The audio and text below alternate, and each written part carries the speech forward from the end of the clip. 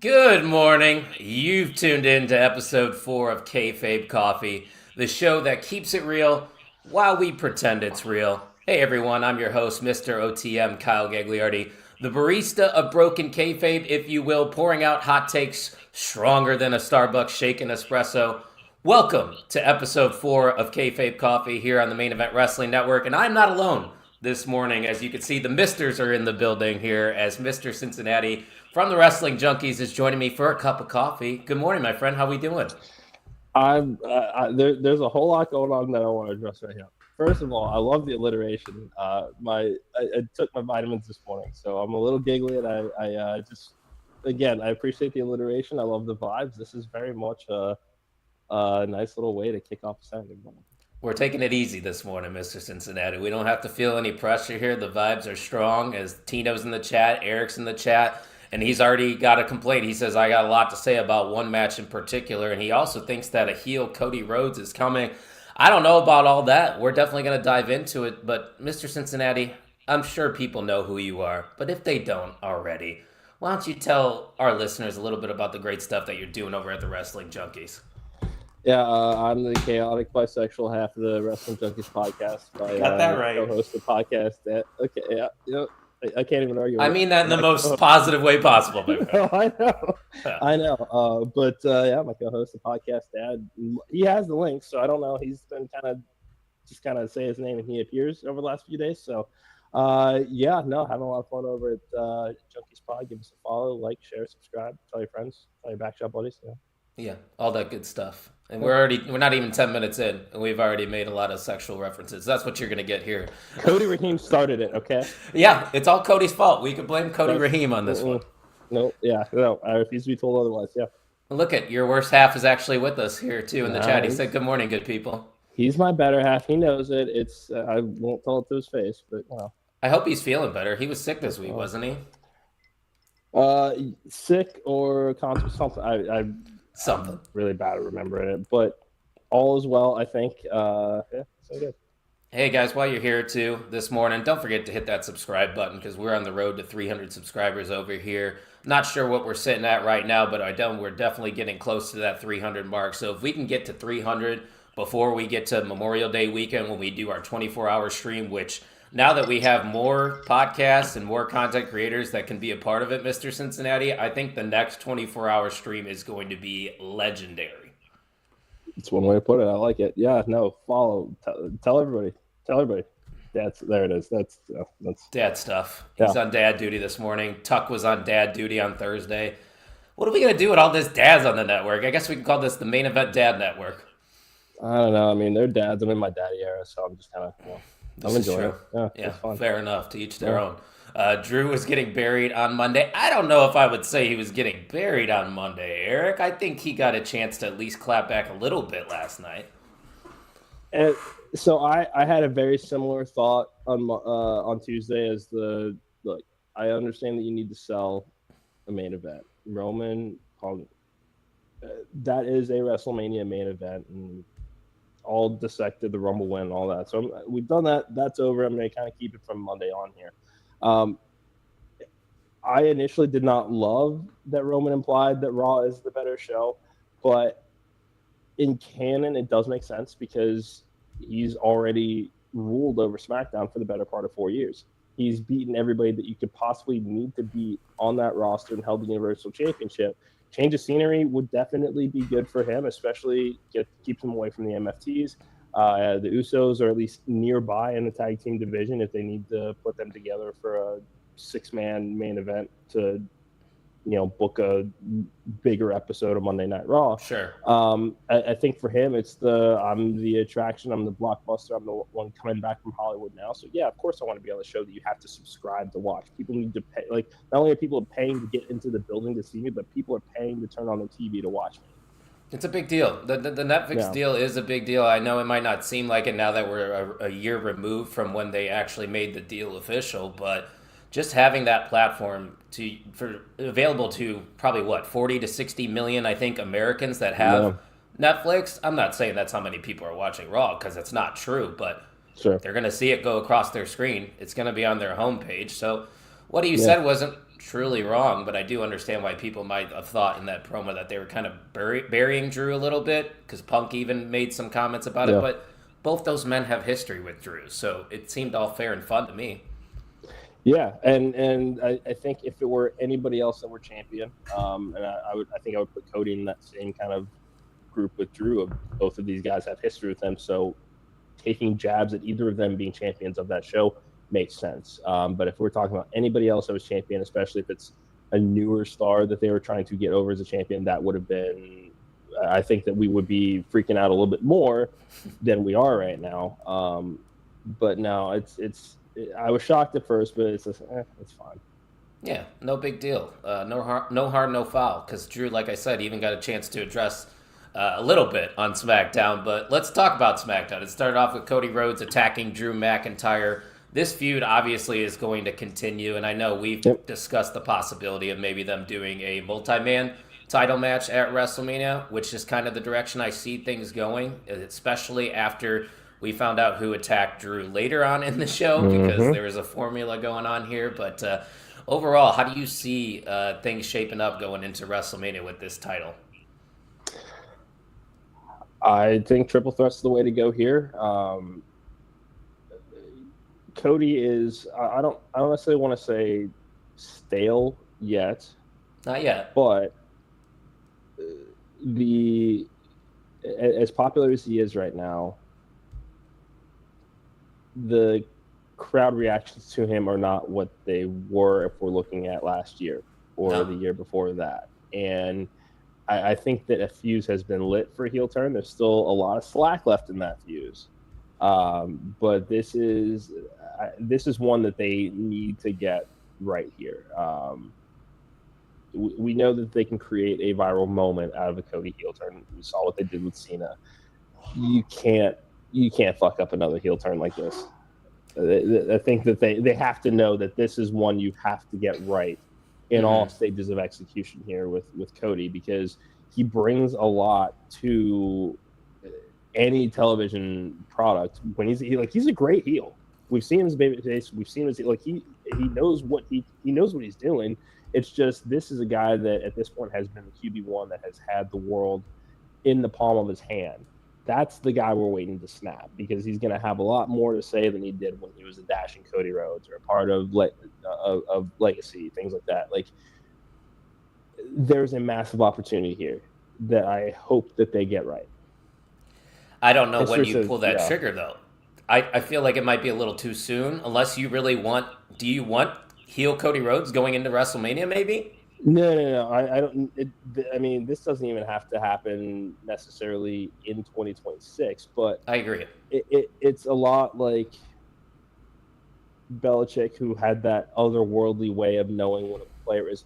Like, the world may not see that he's past their prime and can still do a lot on the field, but I don't need him on my team.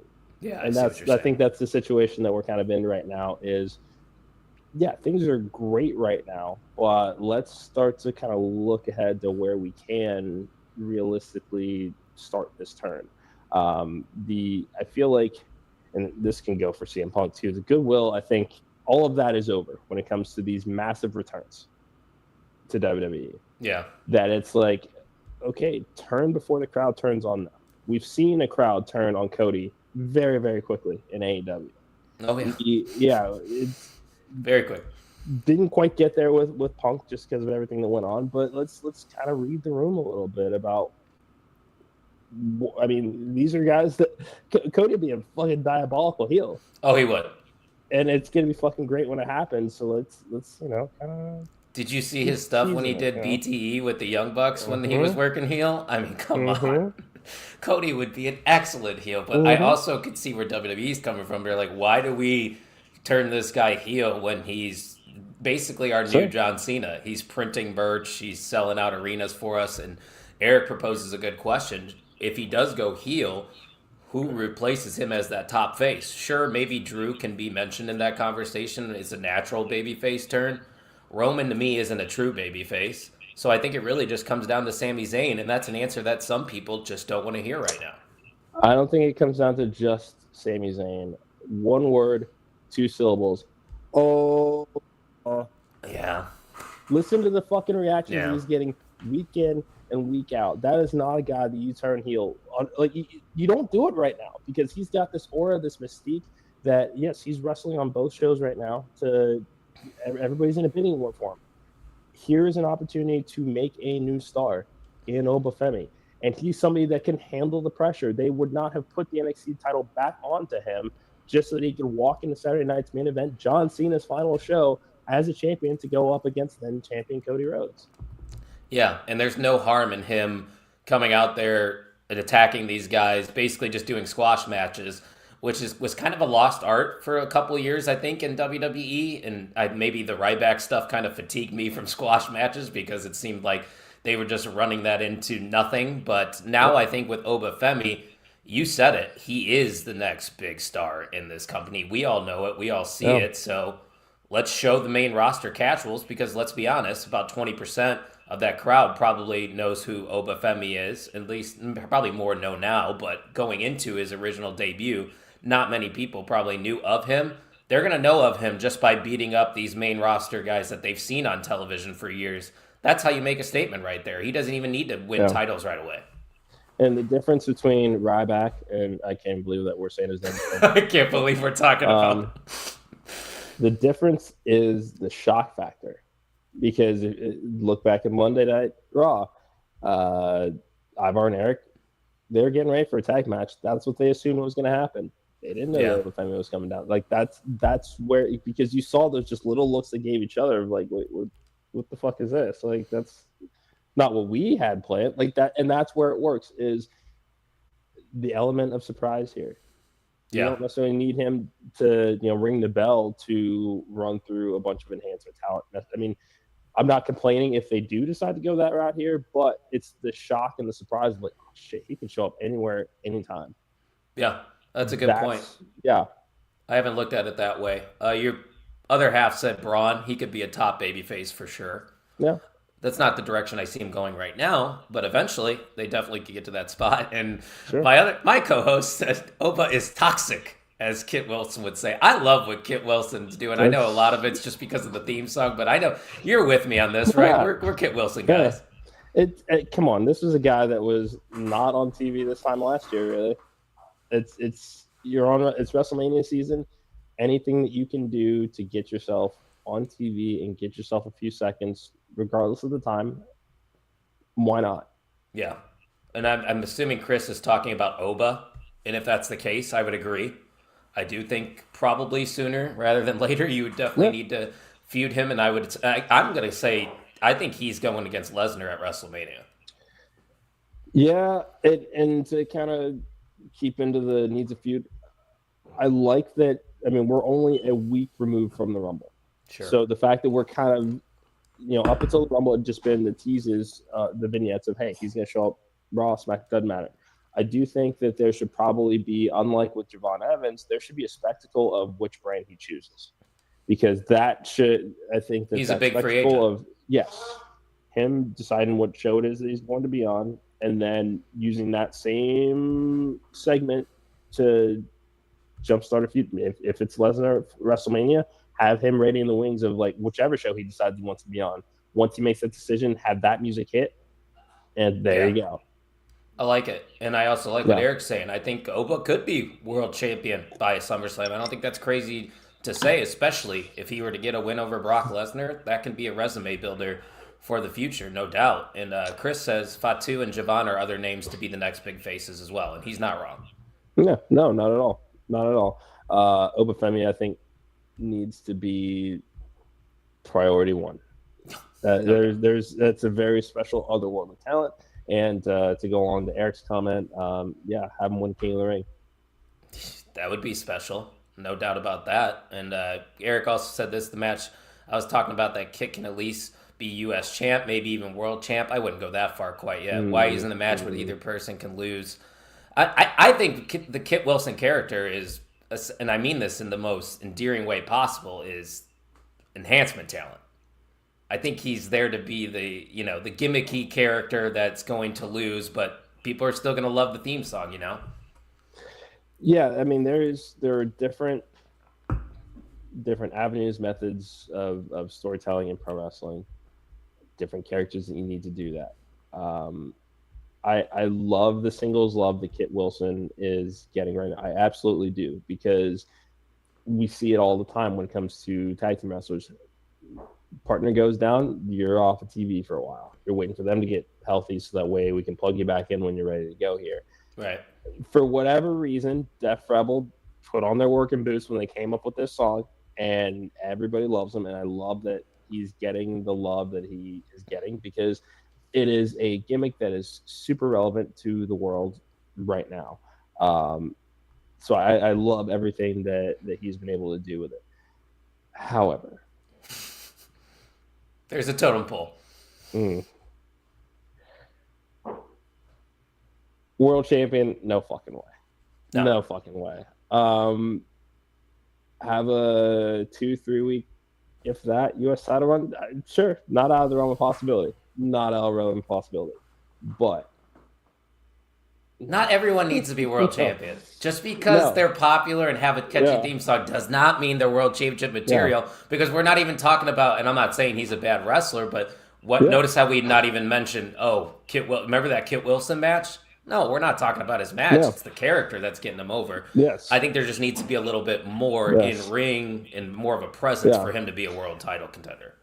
And because we are talking about an industry that, despite the fact that they have these multi-billion-dollar TV deals and are raking in money hand over fist, it is going to be what sells at the box office. And again, like you've said, we're not talking about, hey, that Kit Wilson match was really fucking good. Nobody's ever said that. No one's saying that, and that's okay. It's not a knock against him, whatsoever. He's still working for the biggest wrestling company on the planet right now. That's more than either of us can say right now. Got that right. But let's remember here, it is a business that is what is going to attract viewers. And Eric says that his ceiling is world champion. I disagree with it. It's let's see that Kit Wilson world title match. Ain't no one other than Kit Wilson thought or said that sentence out loud. If my boy Ilya Dragunov looked the way that he did in the Royal Rumble against Brock Lesnar, how do you think Kit Wilson would look in a world title match against Brock Lesnar? Okay, look, I don't think that was a burial per se, because I know that's how you feel about it. That's how I still feel, my friend. Look, after 25 years, we know Brock Lesnar. He doesn't know who he is. It's like I couldn't pick you out of a lineup. No, you got a cool tattoo. Yeah, I got a couple of those. Yeah, and that tramp stamp. Get on my level. But that is not. No, that's a blip, because he's still firmly in a U.S. title picture. I guess Kit Wilson is not. So this is true. It's a good comparison by Eric. He said Fandango was another guy that got his gimmick over, but he never even got a mid-card title run. And I feel like they might have missed the ball with him on that. Yeah, and the big difference there is Chris Jericho. Kit Wilson does not have somebody that is... But he might have a Chris Jericho. He might. That could be the WrestleMania match. It really could. You know what? I don't hate it. Yeah, no, not at all. Because run it back. There's not a single person on that roster right now that would be willing to say, "Nah, I'll put over Kit Wilson at WrestleMania." Jericho. No fucking way. There's no one on that roster right now. Not a single person that is gonna be like, "Yeah, sure, I'll do that." Yeah, seriously, I'm trying to think of the Smackdown roster other than Cardona. Yeah. I think Cardona is the only one that would lay down for Kit Wilson. Be like, "Yeah, I'll take that." Yeah. Sammy, who is one of the more agreeable people that I think, likes to actively campaign for others, even he might be like, okay, look, I don't think that's Sammy the bridge you fucking for. even Chris is saying no. I'm not doing that. Poor Kit Wilson. We're making it sound like he's so bad, but we love Kit Wilson. We love him. No, because there still has to be an intersection of, especially for us, because we break this down, we analyze it, and these are the jobs that we want to have one day, and have to look at it from that suspension of reality, and then also looking at logistically and from a business sense. That's not a guy that you see headlining WrestleMania. No, I could think of a list of probably 15 other guys before him. Yeah. And that's okay. Everybody has their spot on the card. Yes. Just like this women's tag team champions that we have right now, they're at the top of every card. They're on every show, which I'm not mad at. A lot of people might complain and be like, "Oh, of course they give the titles to Rhea Ripley, and Io Sky."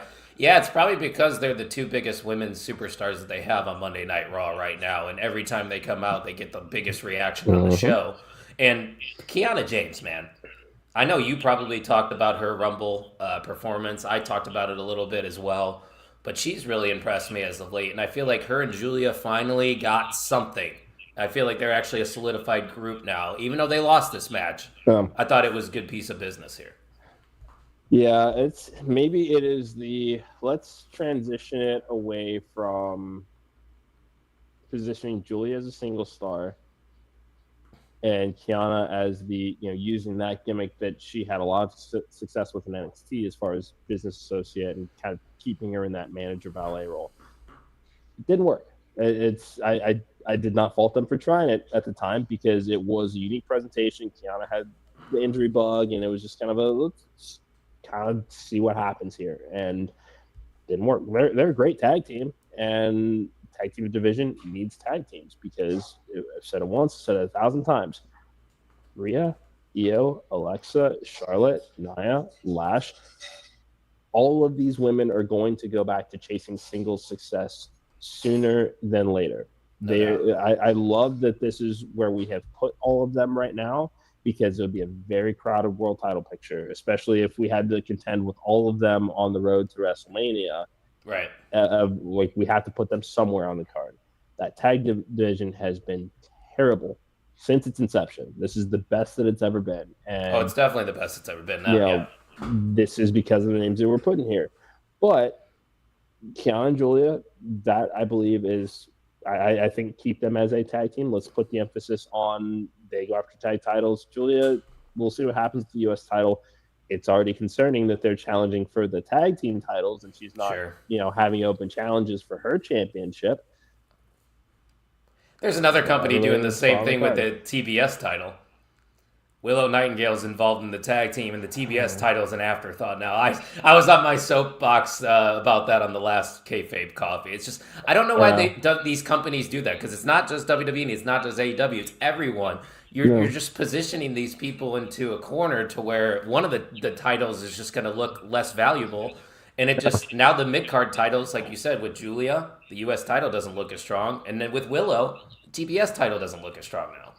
And both companies have the deepest rosters that they've ever had in their respective histories. Like it is a special point in time to be a wrestling fan right now because of how deep the rosters are across both companies. But for whatever reason, it seems like it's done to pop a moment. And it's like, okay, that's great. That gets us a lot of views and everybody's talking about it. Yeah. And then it's like right back to, okay, well, we're not even highlighting or, going off the fact of like, hey, you guys fucked up Julia's first reign. Let's see what you do this second time around. Or was it just to beat Chelsea for the sake of beating Chelsea? Like, who knows? You're right, though. The first reign was not good. I almost forgot about it. But Eric has a question for us. Do you think there's any chance we get Kit versus Cardona at Mania?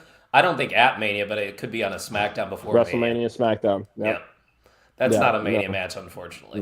No, and that goes back to what we're saying as far as everybody has a place on the card. They're at least doing a better job of trying to make the SmackDown before, just because it's a Friday, and then that Raw after Mania to feel like the overall weekend. There's nothing wrong with that. Feuds that happen on TV only that don't necessarily get to a PLE, you can blow them off in a great match. They've got 3 hours to fill now, so it doesn't necessarily need to happen. And this is just me, my conspiracy theory as far as money that TKO is printing. You don't necessarily need to be on that Saturday or Sunday card to get that Mania paycheck. If you're working a SmackDown or a Raw, and kind of the Raw after, kind of keep all of the, just in context, and as another food for thought that here's a place that we can showcase all this talent, because not everybody's going to make it onto WrestleMania card. When they want to keep that at 6-7 matches, like there's only so much room. They're not going to try to do the fuck you for. Did he do the 6-7 in the background? I was about to do it, so I'm glad that Ramsey did it. I'm assuming that's who did it in the background. Yeah. Tell him I said hello while you're at it too. Always a House is pleasure. high. Hopefully, I'll be seeing him in Minneapolis if things get cleared up. Yeah, Brett, you've been texting me. I'm doing a live show, so this is why I'm not responding to you, Brett. And to answer your question here on the air, I don't know if I'll be able to play you in college football today because I'm headed to my parents right after this to watch the Hoosiers, and then I got plans later today. So I don't know, Brett. We'll make it happen, but I'll text you after this. But let's move on here on SmackDown. Carmelo Hayes faced off against a former friend. I don't know if you remember Mello Don't Miz. It was a great tag team that was on SmackDown for a little bit of time. But yeah, this match happened. It was a non-title match, and obviously Carmelo Hayes got the win. Okay. It really didn't serve a purpose for me on this show. Get Carmelo away from the Miz. Like just keep, like, we get it. It happened. They were a tag team. Whatever. They're like, this does nothing to benefit Carmelo Hayes. It feels a lot like with Damian Priest and kind of taking too long to get away from the Judgment Day. Like, that's a lot of the same energy that I get here, is that for whatever reason, Miz just continues to be that thorn inside. Like, but why? For what? He's the toxic ex. Reason? That's what he is. It's not a bad analogy. It's really not, but yeah, no, it's okay. Whatever. Next, moving on. Like, can we just get to the Ilya Dragunov Carmelo Hayes matches that we love? I don't care about the Miz. I'm sorry, that sounds mean, but he's done great things. But now, I mean, what? He hasn't won a TV match in 2 years, something like that. That's crazy. No, yeah. I understand. Kind of, you have to. I don't know what the plan is. I think that the plan should be WrestleMania for these two. Hayes and Dragunov. Give them. Let that be where this takes place. I agree. But how do you stretch this? Because we got 2 months to. Do you line up other challengers other than Dragunov, and have Dragunov kind of just waiting in the wings for that title? Yeah, it's tough. I don't know. There's a lot of time to fill. Yeah. No, it's not the Miz though. That's the answer we have. Is don't do the Miz anymore. We're not paid nearly enough money to make those questions. That's for them to decide. We should be, though. Telling them, hey, fucking fix it. That's, They should be listening to us, man. I know we say it all the time over here on the network, but every single show is saying things that take off a couple weeks later by another media site. We're on top of the ball over here. We got plenty of time. We got no lives. So if you're here enjoying this on YouTube, hit that subscribe button. We're on the road to 300 subscribers over here. And we got a lot of fun things planned. So follow us at mainevent_net on all the socials so you don't miss out. But we have Elimination Chamber in a couple weeks, Mr. Cincinnati. And we know that Tiffany Stratton is going to be a part of that Elimination Chamber, as she unfortunately defeated Chelsea Green, who I've been hoping that they were going to finally give an opportunity to. But why am I surprised? We saw it on WWE Unreal. They don't care about Chelsea Green. They don't value Chelsea Green, right? Just a lot of size, huh? I don't know what the point of the show is anymore. I don't like. Same people are winning. In what world do you not see that Chelsea Green is such an asset to WWE? The fact that she has been so open about the work that it takes to get there, let alone stay there, because she went through some shit to get herself there the first fucking time, and then to come back and to finally it seemed like have the respect of brass. Hazen goes and says some shit like that it's like, look, we understand that there's a spot. There's a pecking order. We understand that. We understand that. But people can outwork that perceived spot in the pecking order. Is Hayes just not watching the product to see that that's exactly what she's doing? She can do everything, dude. Yeah, She checks every single box that you would yeah, want in a women's world champion, in my yeah. opinion. I get why May, Tiffany won. Like, don't get me wrong, Tiffany's a strong competitor. yeah, I'm just tired of this version of Tiffany Stratton. yeah, because it's the babyface thing just isn't working. I have no interest in seeing her in that like this. I don't know why I What don't know why even we're makes her a saying it. babyface? Is it just it's Tiffy time? And that's the only thing that's babyface about her? Because there's nothing that she Yeah, does intentionally that is like, oh, I want her to win. yeah, and I don't know.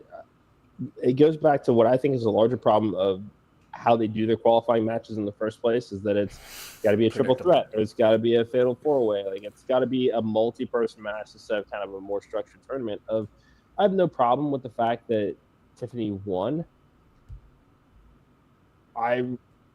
Even though Lash didn't take a pin, I think that she should be in the chamber. That's another name. It's Yeah. How just about that like performance she had at the Rumble?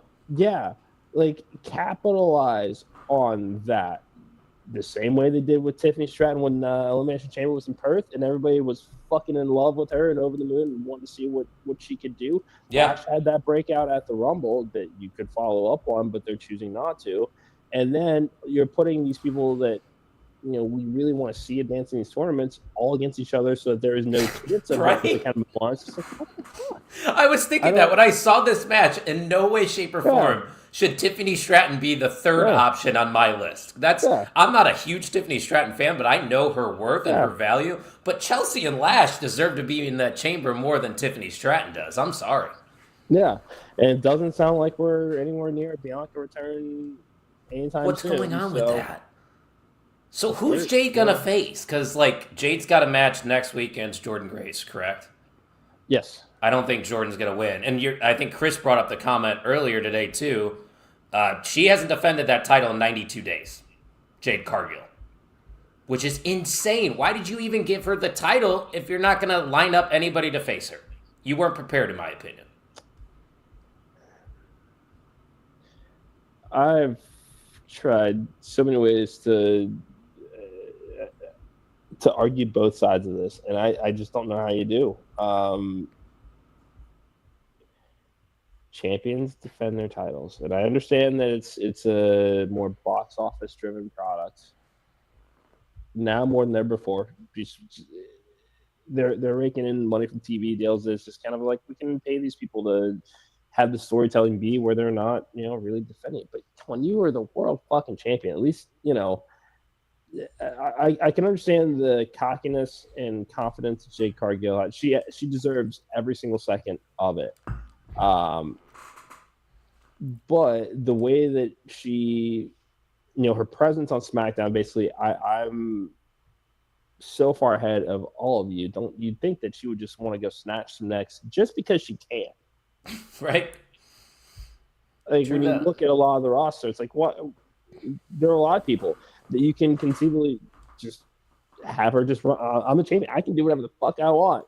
And Jordan Grace can have the no, you may be able to bully them, but no, not me. I dig what they're doing with Jordan Grace on the main roster because whatever they were doing with her in NXT was not working. Mm-hmm. She just never caught on with the NXT audience. Yep.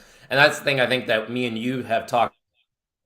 There are certain talents that just work better in NXT, but there's also main roster acts that are just going to take off more when you get called up. So I think that's what's going on there. It's because of her name was so mainstream already. Yeah, that's kind of what I mean. I get it that there's the, let's kind of get you into NXT, let's get your feet wet, learning the WWE style of how we present pro wrestling. But she had already had that experience from competing in the Rumbles. Like that should have. I don't think that the NXT stop was necessary. No, I agree. Certainly not for her.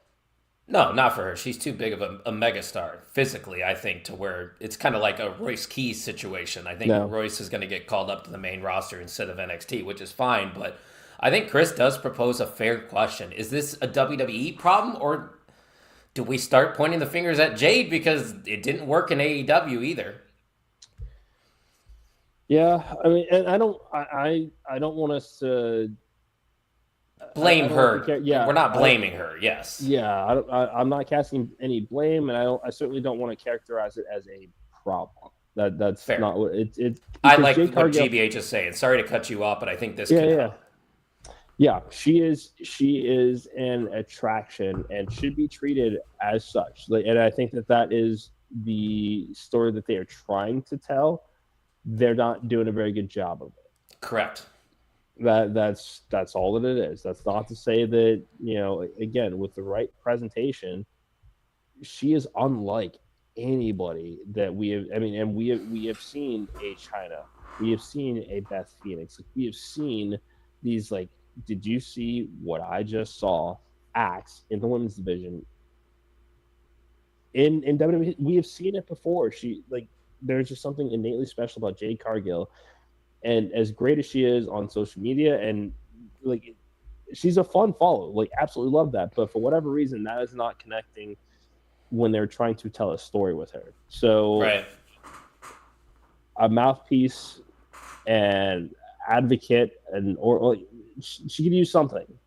She really could. And I mean, Paul Heyman, Jade Cargill. Yeah, that's what Eric was saying. Could be a Paul Heyman girl. It's something. Keep it in mind here. Like, I'd like to see it. That would have been a good fit too, Chris. Hurt Business with Jade Cargill just being the physical woman, in the group. She is carved out of marble.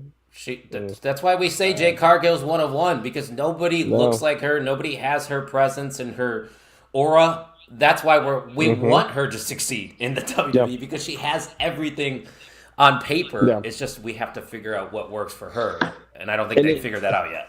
And I think that's what's so problematic, is that she is such a massive superstar. Oh, she's so good. Yeah. She should not be the trial and error, I should say. That should not be the name of the game when it comes to her. Presentation should be very straight, because, I mean, look at her. Look at her. Look at her entrance. Yeah. Yeah. Everything about that is star. Everything about that is spectacle. I think that she gets exposed in longer matches. Good point. That made me laugh, but you're right. She does get exposed by that's a good one. Chris Masters. Yeah. Is supposed to face Kayfabe and Meech. Oh yeah, that is true. I think Eric is right. She was on track to face one of those two for sure. Yeah. I think somebody's hurt. I forget who. That's fair. But that match doesn't excite me at all. I think Liv's got to go the other way. Probably. I think that Raquel should have won. I'm with you. I think that's where the story is built in right away. But I don't know. They already ripped Stephanie of her aura by changing her theme song, so I thought there and then that meant she was losing. She got Def Rebel, man. What are we gonna do? I need more coffee. Def Rebel themselves. Like, I don't. Oh, that was like the best part about her, was her entrance in her theme song. It's simple, but it worked. I don't get it. I don't get a lot of things that they do, but that's why we get on here. We have this platform and we discuss these things cordially, because it can be done in a professional manner, guys. So if you like what we're doing over here, brew yourself some coffee next time, because there will be more episodes of this and there will be plenty of other YouTube content. So hit that subscribe button for more. Don't forget, we got a bunch of marathon streams coming up as well, main event mixers, and we are the proud sponsor of Warrior Wrestling's next show, Rumble at Rheingeist 2. And I do have some breaking news, because it was happening behind the scenes this morning. We will be interviewing Beastman before that show in Cincinnati. We'll be hanging out, of course, with the wrestling junkies over there. Dude, I can't wait. The last show that we went to was a blast, so we get to do it again. And we're the sponsor. That's awesome. Can't wait. Let's do it. Def Rebel ruined another top star. You hate to see it. And GBH said, I'm starting to think Def Rebel uses AI to generate entrance themes. There is no producer like aura to them and previous makers of entrance music. And he's probably not wrong. Yeah. It probably is AI. A lot of people thought Kit Wilson's was AI, but he confirmed it was not, correct? I think. Yeah. I think that sounds like a CVV conversation. Yeah. Yeah, CVV can handle that. We're not going to handle Uh, that stuff. We're just talking SmackDown. And Jacob Fatu did the same thing that Cody did. uh, So this just, I think, tells you that we're getting a multi-man Triple match at threat. Let's WrestleMania. go. Yeah. Yeah. I Why not? see. I think it's a fatal four-way. I think Randy's getting involved. Because what else would Randy be doing at WrestleMania? Uh, Randy, Fatu, Rhodes, yeah. McIntyre, fatal four-way. But then where does that leave Sammy? All right. That's enough It's a lot of sadness for questions, the right? day. Yeah. Yeah, Yeah. that's. No, that's We don't need to put our brains in a pretzel that that's much. okay. This is Yeah. supposed to be a morning talk I don't show. have it. I don't have it. I don't either. But Yeah. that's okay. We can't have everything. Tama Tonga's a single star now, though, which is fine with me. I also enjoy Yeah. that Shinsuke is back to just being presented as Shinsuke and not overly Yeah. gimmicky bullshit. So, Yeah. good piece of business here. No harm. Yeah, and this is what we talked about, where not every rivalry that you see on Raw or SmackDown needs to culminate in a PLE match. You need television feuds, especially when it's a 3-hour show. That's a lot of time to fill, and Triple H is vocal about a lot of things, and then wants us to forget that he's vocal about a lot of things. Is right about this. 3 hours of television every single week. That's a lot of fucking moving pieces, and you need talent around in order to do that. That's what this is. This is not a feud that is going to get any time on a pay-per-view, and that's okay. Yeah, Great and I think match between them. Tama Tonga is a guy too that we haven't seen in a singles capacity. So I'm actually kind of interested to see how that looks under the WWE microscope, because obviously he in New Japan had success as a single star. Yep. I never watched New Japan. Are you familiar with Tama Tonga as a singles competitor? Here and there. I'm not super well versed in the world of New Japan myself. But again, let's try it, and obviously there's a history that they're playing on. Well, there has to be somebody too in the MFT going for a mid-card title. There has to be some balance there. There's tag guys, there's mid-card guys, and then Solo can be that main eventer. Yeah, well, maybe. I still am holding on hope that Solo has it. I am. No. Blue was off of the rails on that one, bud. No. Whatever you say, I'm still going to support Solo Sikoa. He was handed the next chapter of the Bloodline story. You're right. That's You're right. No. He was set up to do big business, and they didn't give him the ball. Oh, I guess they did. They did give him the ball. They had him beat John Cena clean. They did. They did give him the ball. It was just kind of no. We need to end this. Bloodline rules, and that's it. It just Solo is not a main event fixture yet. Yeah. Maybe one day. I'm holding out hope. Let me be optimistic. I want that so badly for you. You're right, though. They did give him the opportunity. They made him look as strong as possible against John Cena. I think a lot of the issue, though, with that was there was a lot of just general bloodline fatigue as a whole, I think. So they probably wanted to just stop that feud in general. Maybe they thought, bringing it back would, bring in the views again. But I don't think it ever really took off the way that they wanted it to take off. But that could have been Solo's problem. And that's okay, because, I mean, when you think about everybody else within his own family is competing against, as far as when we look at the personalities of them. Let's look at Solo compared to a Roman Reigns, obviously. Roman. Like stratosphere. Big Jim. Jay. Like there's Jacob. Yeah. Solo has this very quiet charisma that works for him, because he's best in the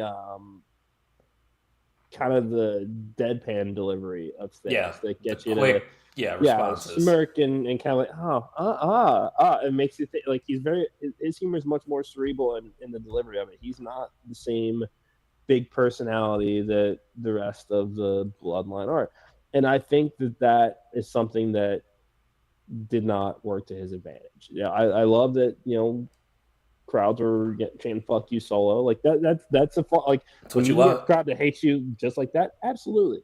Yeah. But for whatever reason, it's not translating to that's a guy that should be in the world title picture. He has never looked ready for that moment. Anytime that they put him there. And I don't fully disagree with you whatsoever. I do love what the chat is saying, though. No one on earth gives their family work more than Solo Sokoa, making sure his family stays fed. Solo likely sacrificed his success to bring in more family. Look at that. Just a Mm, great guy that Solo Sokoa no. is. I tell you what. I tell you what, who's not having a good start to 2026, and it's the man that I'm wearing his t shirt right now. Our boy Johnny is down bad. We saw him planking backstage. He lost his other half, who's now TNT champion in AEW, and it seems as if Johnny has lost all hope in the WWE. But I actually think the opposite, Mr. Cincinnati. I think now that Ciampa's gone, I think they're actually going to invest in the Johnny Gargano as a legitimate mid card singles threat, and I'm here for it because you know me. I love Johnny. I think he's valuable enough for that mid card title scene. I'm just curious on what you think about the situation now that Johnny Gargano is in, now that he doesn't have Ciampa. This is another one of those everybody needs to tread lightly here, because on one hand, yeah, Johnny Gargano is on TV every week. He's on TV. He's paired with Candice. Like that's the duo. It sounds like they have more interest in, and putting him in the story with Fraction was a lot of fun over the mask. You're worried. I'm worried that this is a I'm just running out the time of my contract because Oh, I'm. It's not to say that it hasn't, like, Johnny Gargano. If we're looking at it right now, has done a lot of cool things in WWE. He has not reached that level of stardom that I think that a lot of people thought that he was capable of agreed. after seeing what he did in NXT, and that's the problem. And we have to talk about Ricochet's sort of thought about getting called up to the main roster and knowing that was going to be the end of like what made him special. Yeah, it killed his We legacy, he said, yeah, right? we forget how fucking massive of a name Ricochet was before he signed with WWE. Yeah. And the way that he was brought in and the way that he was immediately put into programs with Adam Cole, etc. That presentation matters. And I feel like it is entirely too late to get that back with Johnny because they should have capitalized on it the second that he strolled back in 2021 or 20, whenever that was, when we're back from a 22, commercial yeah. break. Yeah, back from a commercial break on Raw, had no idea what's coming That next, was and he's just awesome. fucking Yeah. here. Wait, what? Yeah, we were Like, going no, crazy. like, exactly that. You had the moment right there. And then, I don't fault them for putting DIY back together. I like that No, we they needed that did main that. roster run. Yeah. Yeah, needed that. But that was Gargano Ciampa is probably the greatest feud in NXT history. I would agree with you. And to have not gotten a payoff to that on the main roster, Ooh, it sucks. this is interesting. I didn't notice that. Did you notice that? There was an NXT labeled box that he was laying on. That could have been intent. We brought that up on NXT Night Shift because we talked about the fact that a lot of people are getting called up and there's a void for main event superstars in NXT. What if Johnny just runs it back in NXT and kind of bolsters that main event scene? I wouldn't mind that whatsoever. It worked for Finn. Yeah. It worked really, really well for Finn. It worked for Nick Nemeth in a vacuum. I know long term it didn't, but it made Nick Nemeth relevant at his end of his career. I what else could Huh? Johnny do? Because let's go down the resume here. Johnny's a one-time NXT champion, three-time North American champion, Mm-hmm. two-time tag team champion, one-time NXT tag team champion, the first ever NXT Triple Crown champion. So it's not like he lacks accolades. It's just the Yeah. main roster. He's never had the chance to really dive into anything full force, and Well, maybe now's that opportunity. yeah, and this still goes back to the way that they book/present champions, at least they're world champions on Raw and SmackDown. When we look at the names of everybody that are vying for those titles right now, you got Roman, Cody, CM Punk, Drew McIntyre, you got Taker Fatu, Fatu in there. yeah, It's a very, very crowded space very. that I don't as nice as it would be to see Johnny as world champion, I don't think that they see Never. that for him. No. I don't think that they do. But I would. I know I don't want to compare the two because they're probably best friends in real life. But I think Ciampa has better odds at being AEW World Champion than Johnny does at winning a singles championship in the WWE on the main roster. Yeah, and that's a big. I'm a big Johnny fan, as you know, and it pains me to say that. It's just the way the cookie crumbles. He's 38 years old now, too. Yeah, but here's the thing, and I don't even look at the age argument there either, because a lot of the names we've named in the main event space right now across both brands are in that same age range or older True. than Johnny Gargano right now. He's been pigeonholed as a tag team guy for entirely too long. And Candice's husband. Yeah. And now it's his tag team partner is no longer here anymore, so we got to find something to do with him and try to reintroduce him to the world. Fun feud with Axiom, or Fraxium, I should say. It's going to be where does it go from here, though? Yeah, it's a wait and see. No, because obviously there's something going on with Johnny. Then again, it could be what Eric said earlier. He's just buying time until his contract is up. I don't think that Johnny Gargano finishes 2026 in WWE. See, I had the opposite thought. To me, him and Candice just seem like WWE lifers because they've always loved the WWE. Like Ciampa even said in an interview that he always was attracted to the underground feel and just what was starting to get a buzz in professional wrestling. And that's why he went over to AEW, because he felt like they had the buzz right now. Johnny, to me, just seems like a guy that is totally okay with living in Orlando, which he does, and getting a paycheck from the company that he grew up always idolizing, which is not a bad thing. Some people are okay with that. Yeah, I mean, that's just me guessing. I mean, we don't Mike know. Mizanin We don't know. Has made a Hall of Fame career out of that. Chelsea Green wants to do the same thing. It's like this is Cardona, kind of the same, yeah. Yeah, that's they are. Like Cardona's not coming back to WWE to win. That's not why he's here. Yeah, that's that's a whole conversation for another time. I was gonna say we don't want to go into that too much detail. I'd like to keep this under an hour. We got to talk about the main event. We know Randy Orton is going to Elimination Chamber. Another predictable outcome in here. You could have made a case for either two other than Orton, maybe. But I'm okay with this because, like I said earlier, I think Randy Orton is going to be in the title match at WrestleMania. And Randy Orton's just one of those guys, man, to where it's gotten to the point where you can give him any win, and I'm not going to get mad because I'm just enjoying the fact that we still have Randy Orton in the WWE. Yeah. He's kind of the last vestige of that era. That era, and Brock. It's and when we say that era, I think it's just all but implied of that very special OVW class, and that's just okay. He's the last one. Who was that class again? Cena, Batista, Lesnar. Cena, Batista, Lesnar, Orton. Orton, Shelton Benjamin. That was. Come on. Yeah, very, very special class. Hall of Fame class. Yeah. Insane. And he's a threat any given night. We all know that. So yeah, I'm fine with it. Where does Aleister Black go from here?